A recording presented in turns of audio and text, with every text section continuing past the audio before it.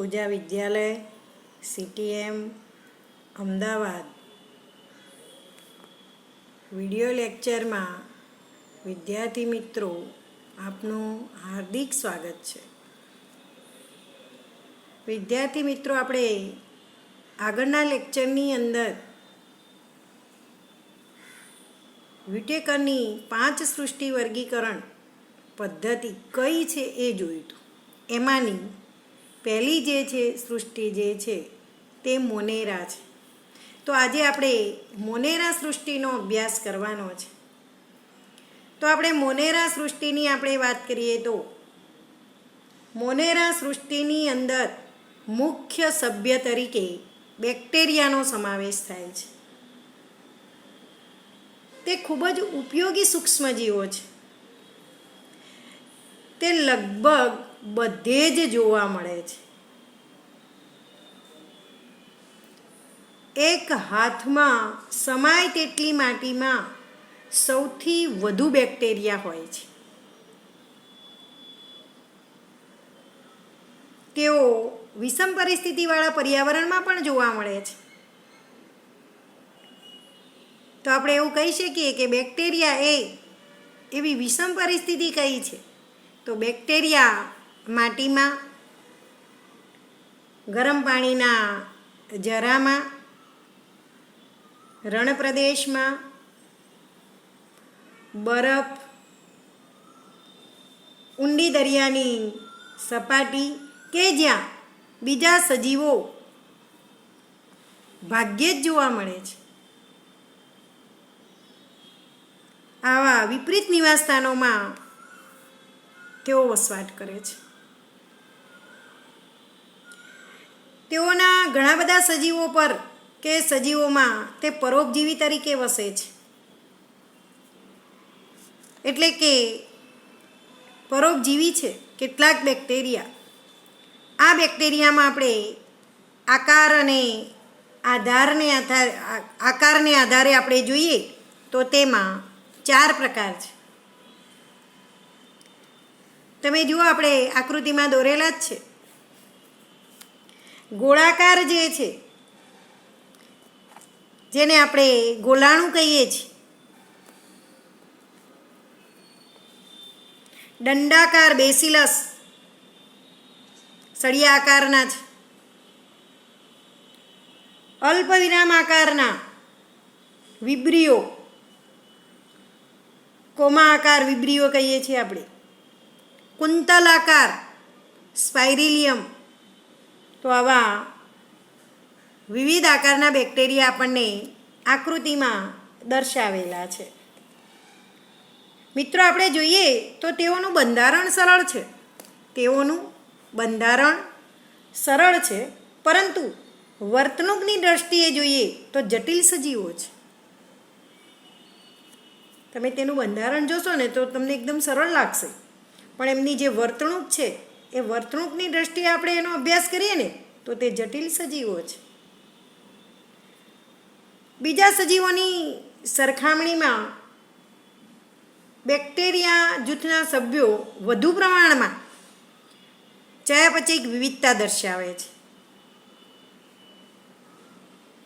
કેટલાક સ્વયંપોષી છે, જેઓ પોતાનો ખોરાક સ્વયં અકાર્બનિક પદાર્થોમાંથી મેળવે છે, એટલે એને આપણે સ્વયંપોષી કહ્યા છે। અને જાતે ખોરાક બનાવે છે એટલે કે પ્રકાશ સંશ્લેષી સ્વયંપોષી કે રસાયણ સંશ્લેષી સ્વયંપોષી હોઈ શકે। મોટાભાગના બેક્ટેરિયા આપણે જોઈએ તો પરોપજીવી છે। મોટાભાગના બેક્ટેરિયા પરોપજીવી છે। તેઓ પોતાનો ખોરાક સ્વયં બનાવતા નથી।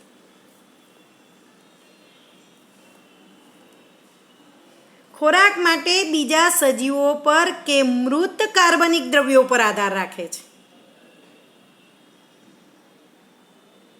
આ વિશિષ્ટ પ્રકારના બેક્ટેરિયા કે જે વિષમ પરિસ્થિતિ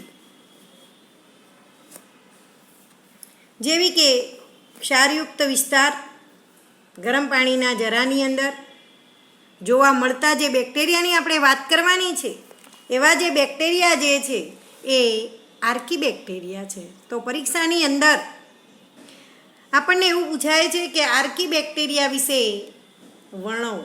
2 માર્ક્સની અંદર પૂછાય છે. તો આ જે આર્કીબેક્ટેરિયા જે છે એક વિશિષ્ટ પ્રકારના બેક્ટેરિયા છે કે જે વિષમ પરિસ્થિતિ જેવી કે ગરમ પાણીના જરામાં થર્મોએસિડોફિલ્સ કહીએ છીએ આપણે, કાદવયુક્ત વિસ્તાર, કળણભૂમિ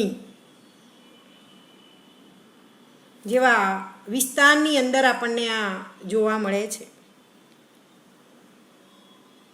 ખૂબ જ સખત કુદરતી નિવાસ સ્થાનોમાં તેઓ રહે છે. તો આમ આપણે કહીએ કે ભાઈ આ બેક્ટેરિયાની પરિસ્થિતિ તો કેવી છે? વિષમ પ્રકારની છે. ક્ષારયુક્ત વિસ્તારમાં જોવા મળે, ગરમ પાણીના જરામાં જોવા મળે, કાદવયુક્ત વિસ્તારમાં જોવા મળે એટલે કે કળણભૂમિમાં જોવા મળે. તો પરિસ્થિતિ તો કેવી કહેવાય? વિષમ પરિસ્થિતિ. આવી વિષમ પરિસ્થિતિની અંદર આપણને આ આર્કીબેક્ટેરિયા જોવા મળે છે. એ સિવાય આપણે એને કોષ દિવાલની વાત કરીએ તો આર્કીબેક્ટેરિયા એ બીજા બેક્ટેરિયા કરતાં કોષ દિવાલના બંધારણમાં જુદા પડે છે. કેમ? તો મિત્રો એમને વિષમ પરિસ્થિતિમાં જીવવાનું છે અને વિષમ પરિસ્થિતિમાં જીવવા માટે એમને સક્ષમ બનવું જરૂરી છે. એટલા માટે એ બીજા બેક્ટેરિયા કરતાં કોષ દિવાલની બાબતમાં જુદા પડે છે. તમે જુઓ એમની પરિસ્થિતિ કેવી છે? વિષમ પરિસ્થિતિમાં જીવવાનું છે. એટલે કે એમની જે કોષ દિવાલ જે છે એ પેપ્ટિડોગ્લાયકેનની બનેલી છે. શાની બનેલી છે? પેપ્ટિડોગ્લાયકેનની બનેલી છે. કોષ કેન્દ્ર પટલ વિહીન રચના છે. એટલા માટે એને આપણે શું કહ્યા છે? આદિકોષ કેન્દ્રીય કોષ છે. કેવા છે? આદિકોષ કેન્દ્રીય કોષ છે. મિથેનોજેન્સ બેક્ટેરિયા આપણે નીચલા ધોરણમાં ભણી ગયા. કેટલાક તૃણાહારી પ્રાણીઓ જેવા કે ગાય છે, ભેંસ છે, એવા તૃણાહારી જે પ્રાણીઓ છે એના પાચન માર્ગની અંદર આ મિથેનોજેન્સ બેક્ટેરિયા એ વસતા હોય છે એના પાચન માર્ગમાં, જે તેના છાણમાંથી મિથેન વાયુ ઉત્પન્ન કરે છે. કયો વાયુ ઉત્પન્ન કરે છે? મિથેન વાયુ ઉત્પન્ન કરે છે. તો આ છે આર્કીબેક્ટેરિયા. તો આપણે લખવાનું છે કે આર્કીબેક્ટેરિયા એ વિષમ પરિસ્થિતિમાં જીવતા જોવા મળે છે. એટલે કે તેઓ ક્ષારયુક્ત વિસ્તારમાં, ગરમ પાણીના જરામાં કે જેને થર્મોએસિડોફિલ્સ કહીએ છીએ, કાદવયુક્ત એટલે કે કળણભૂમિમાં જેવા ખૂબ જ સખત અને કુદરતી નિવાસ સ્થાનોમાં જોવા મળે છે. તેમની કોષ દિવાલ પેપ્ટિડોગ્લાયકેનની બનેલી છે. ખ્યાલ આવ્યો? બીજા બેક્ટેરિયાના કોષ દિવાલ કરતાં જુદી છે. શા માટે છે? તો એમને વિષમ પરિસ્થિતિમાં જીવન જીવવાનું છે માટે. તેઓ કોષ કેન્દ્ર પટલ વિહીન આદિકોષ કેન્દ્રીય કોષ છે. ગાય, ભેંસ જેવા કેટલાક ચરતા પ્રાણીઓને પાચન માર્ગમાં મિથેનોજેન્સ બેક્ટેરિયા હાજર હોય છે અને તેઓ આ પ્રાણીઓના છાણમાંથી મિથેનના ઉત્પાદન માટે જવાબદાર છે. તો આપણે મિત્રો આર્કીબેક્ટેરિયા વિશે જોયું. એના પછી છે યુ બેક્ટેરિયા વિશે વર્ણવો. આ થિયરી આપણને 4 માર્ક્સમાં પૂછાય છે. આખું યુ બેક્ટેરિયા વર્ણવો. તો આપણે યુ બેક્ટેરિયાની વાત કરવાની છે.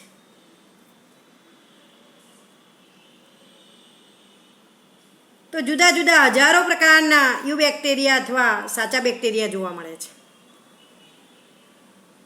તેની મુખ્ય લાક્ષણિકતા આપણે જોઈએ મિત્રો તો સખત કોષ દિવાલની હાજરી. જો તે ચલિત હોય તો તો કશા જોવા મળે? જો તે ચલિત હોય તો કશા જોવા મળે છે? તો અહીંયા આ બેક્ટેરિયા જે છે એની વાત કરીએ તો બેક્ટેરિયા કે જે સત્ય બેક્ટેરિયા હજારોની સંખ્યામાં હોય છે એવું આપણે કહીએ છીએ. સખત કોષ દિવાલ અને ચલિત કશાની હાજરી દ્વારા તેને વર્ગીકૃત કરવામાં આવે છે. તો એને આપણે વર્ગીકૃત કરીએ તો એના મુખ્ય બે ભાગ છે. એક છે સાયનોબેક્ટેરિયા કે જેને આપણે નીલહરિત લીલ કહીએ છીએ, અને બીજું છે પરપોષી બેક્ટેરિયા. તો એમાં આપણે સૌપ્રથમ જોઈશું સાયનોબેક્ટેરિયા કે જેને આપણે નીલહરિત લીલ કહીએ છીએ. એની વાત કરીએ તો એ લીલી વનસ્પતિ જેવું હરિતદ્રવ્ય ક્લોરોફિલ એ ધરાવે છે. વનસ્પતિની અંદર રંજક દ્રવ્યો આવેલા છે. ક્લોરોફિલ એ, ક્લોરોફિલ બી, ઝેન્થોફિલ, કેરોટીન આવા રંજક દ્રવ્યો હોય છે. એમાંનું ક્લોરોફિલ એ ધરાવે છે. લીલી વનસ્પતિ જેવું હરિતદ્રવ્ય ક્લોરોફિલ એ ધરાવે છે. હવે આપણને ખબર છે કે હરિતદ્રવ્ય આવી ગયું એટલે તેઓ કેવા હશે? પ્રકાશ સંશ્લેષી. પ્રકાશ સંશ્લેષણ કરે, જાતે ખોરાક બનાવે એટલે કેવા કહી શકાય? સ્વયંપોષી. કેવા કહી શકાય છે? સ્વયંપોષી છે. તો આપણે કહીશું કે તેઓ પ્રકાશ સંશ્લેષી સ્વયંપોષી છે. તેઓ આ બેક્ટેરિયાની વાત કરીએ તો આ બેક્ટેરિયા એ એક કોષી, વસાહતી અથવા તંતુમય સ્વરૂપે મીઠા કે ખારા પાણીમાં અથવા જમીન પર જોવા મળતી લીલ છે. તો આપણી ટેક્સ્ટમાં લખેલું છે કે તે જલજ, ખારા કે મીઠા પાણીની કે સ્થળ લીલ છે, એક કોષી છે, વસાહતી છે, તંતુમય છે. તો અહીંયા આની એક બીજી અગત્યનું લક્ષણ છે એનું, વસાહતની ફરતે સામાન્ય રીતે જિલેટિન દ્રવ્યનું બનેલું આવરણ હોય છે. જિલેટિન દ્રવ્યનું બનેલું આવરણ હોય છે. વસાહતની ફરતે જિલેટિન દ્રવ્યનું બનેલું વિશિષ્ટ આવરણ હોય છે. કે બેના જિલેટિન શું કરતું હશે? તો જિલેટિનના આવરણથી તેને રક્ષણ મળે છે. શું મળે છે? રક્ષણ મળે છે. ઘણીવાર તમે પ્રદૂષિત પાણીમાં જુઓ તો તે જથ્થા સ્વરૂપે જોવા મળે છે. બ્લૂમ કહીશું, બ્લૂમનું નિર્માણ કરે છે જથ્થો. તેમાંના કેટલાક સજીવો એવા છે કે જે વાતાવરણમાંથી નાઇટ્રોજનનું સ્થાપન કરવા માટે વિશિષ્ટ પ્રકારના કોષ ધરાવે છે, જેને આપણે અભિકોષ કહીએ છીએ. શું કહીએ છીએ? અભિકોષ. તો તમે જુઓ, આવા અભિકોષની આપણે વાત કરીએ તો નાઇટ્રોજનનું સ્થાપન કરવા માટે આવો વિશિષ્ટ પ્રકારનો જે કોષ આવેલો છે જેને આપણે અભિકોષ કહીએ છીએ. દાખલા તરીકે નોસ્ટોક અને એનાબીના. તો તમને બતાવીએ આપણે અહીંયા જોઈએ તો તમે જુઓ આકૃતિની અંદર આ જે છે એ તંતુમય નીલહરિત લીલ છે. તંતુમય નીલહરિત લીલ છે નોસ્ટોક. એની અંદર તમે જુઓ આ અભિકોષ છે, અને આ અભિકોષ દ્વારા આપણે નાઇટ્રોજનનું સ્થાપન થાય છે. નાઇટ્રોજનનું શું થાય છે? સ્થાપન થાય છે. દેખાય છે? અભિકોષ, અભિકોષ. એની ફરતે તમે જુઓ, આખું ફરતે એક આવરણ આવેલું છે જેને આપણે મ્યુસિલેજ આવરણ કહીએ છીએ. શું કહીએ છીએ? મ્યુસિલેજ આવરણ કહીએ છીએ. તો અહીંયા એનું ઉદાહરણ છે નોસ્ટોક અને એનાબીના. આપણે હાલ જોયું એ શું છે? નોસ્ટોક છે. રસાયણ સંશ્લેષી સ્વયંપોષી બેક્ટેરિયા વિવિધ અકાર્બનિક પદાર્થો જેવા કે નાઇટ્રેટ છે, નાઇટ્રાઇટ છે અને એમોનિયાનું ઓક્સિડેશન કરે છે અને મુક્ત શક્તિનો શું કરે છે? ઉપયોગ કરે છે. એમોનિયાના ઓક્સિડેશન દ્વારા ઉર્જા ઉત્પન્ન કરે છે. તેઓ કેટલાક પોષક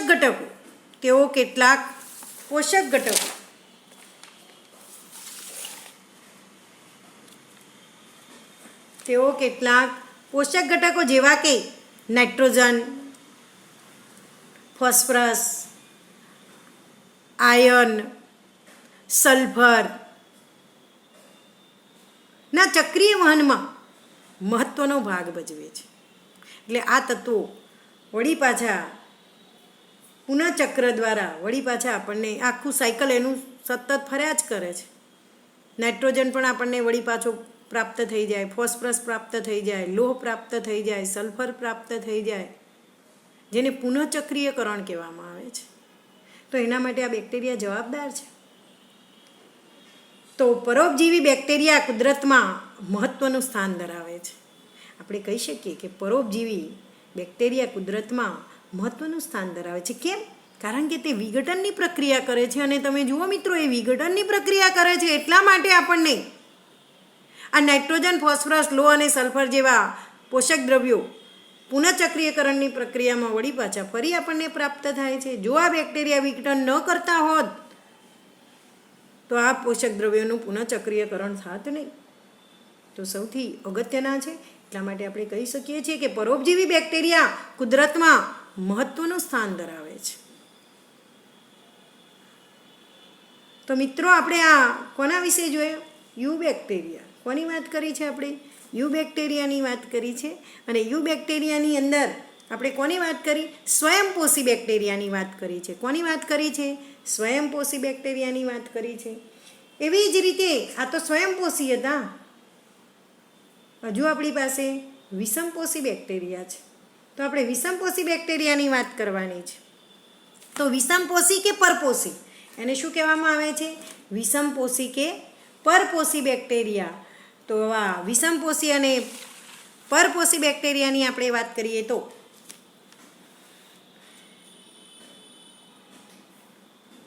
કુદરતમાં વિપુલ પ્રમાણમાં આપણને આ બેક્ટેરિયા જોવા મળે છે. મોટે ભાગે તેઓ મહત્વના વિઘટકો છે. વિઘટનની પ્રક્રિયા કરે છે. તેમાંના ઘણા મનુષ્યની દરરોજની જે ક્રિયાવિધિ છે એના પર અસર કરતા હોય છે. દાખલા તરીકે એને કહ્યું છે કે તેઓ દૂધમાંથી દહીં બનાવવામાં, પ્રતિજૈવિક દ્રવ્યોના ઉત્પાદનમાં, એટલે કે એન્ટીબાયોટિક બનાવવામાં કઈ જગ્યાએ ઉપયોગી છે? પ્રતિજૈવિક દ્રવ્યો બનાવવામાં. સિમ્બીકુળની વનસ્પતિ, જે કઠોળ વર્ગની જે વનસ્પતિ છે, એની અંદર નાઇટ્રોજનનું સ્થાપન કરવામાં પણ તે મદદરૂપ થાય છે.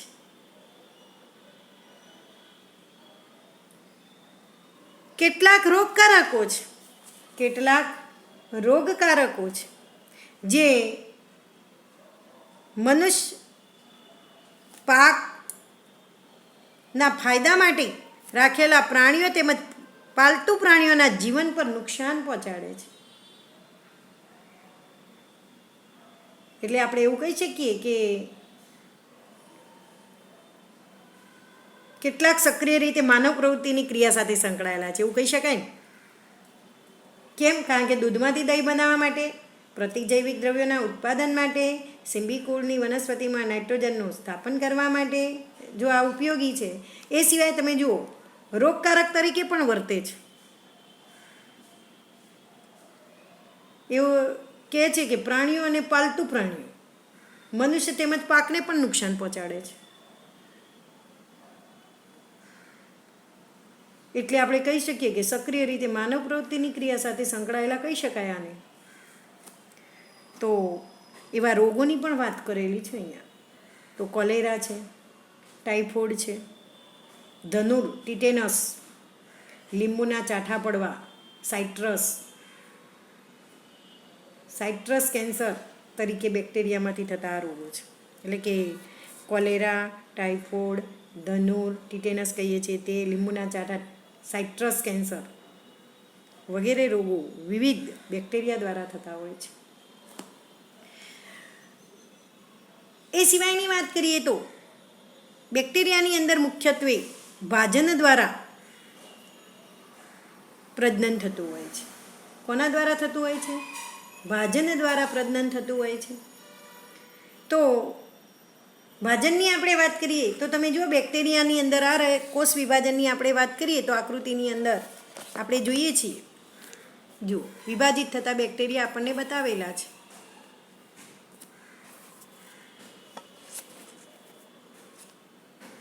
એકમાંથી કેટલા બનશે?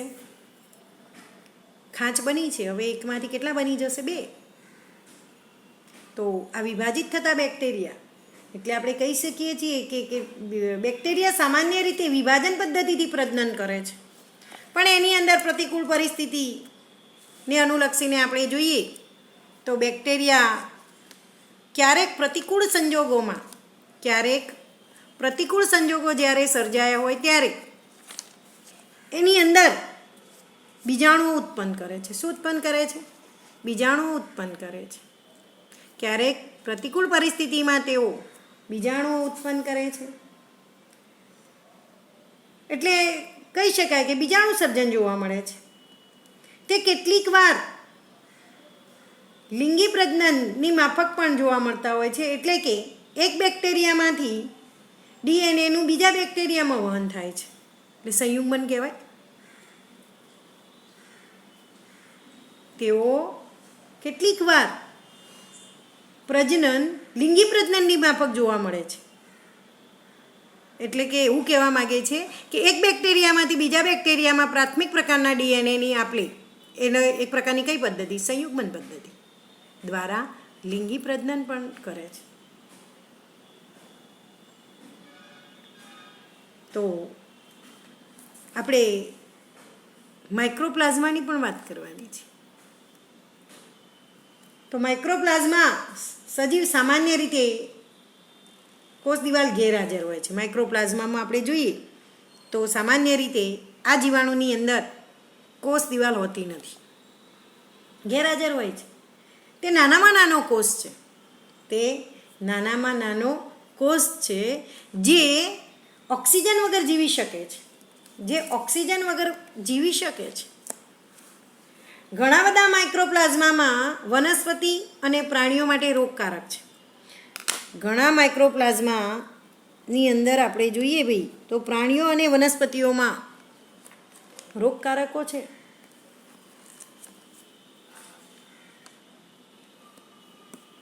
તો માઇક્રોપ્લાઝમા કેટલીક વાર પૂછાય છે કે ઓક્સિજન વગર જીવી શકે તો આ કોષનું નામ આપો તો કયો છે? માઇક્રોપ્લાઝમા. માઇક્રોપ્લાઝમા જીવાણુઓ જે સંપૂર્ણ રીતે કોષ દિવાલ વિહીન હોય છે, નાનામાં નાના જોવા મળતા જીવંત કોષો છે, ઓક્સિજન વગર પણ જીવી શકે છે. ઘણા માઇક્રોપ્લાઝમામાં પ્રાણીઓ અને વનસ્પતિઓમાં રોગકારકો છે. તો મિત્રો આપણે આ જે વાત કરી એ યુ બેક્ટેરિયાની વાત કરી છે. શાની વાત કરેલી છે? યુ બેક્ટેરિયાની વાત કરેલી છે. એટલે કે અહીંયા મોનેરા સૃષ્ટિ જે છે એ પૂરી થાય છે. તો આપણે સૌપ્રથમ મોનેરા સૃષ્ટિના લક્ષણો લખવાના, ત્યાર પછી એની અંદર આવતા આર્કી બેક્ટેરિયા અને યુ બેક્ટેરિયાની સમજ આપવાની. એમાં આર્કી બેક્ટેરિયા 2 માર્ક્સમાં પૂછાય છે, યુ બેક્ટેરિયા 4 માર્ક્સમાં પૂછાય છે. એ સિવાય આપણે વાત કરીએ તો આપણને પ્રશ્ન થાય છે કે બેન આ પ્રકાશ સંશ્લેષી, રસાયણ સંશ્લેષી, મૃતોપજીવી આવા શબ્દો આવે છે. પોષણ પદ્ધતિને આધારે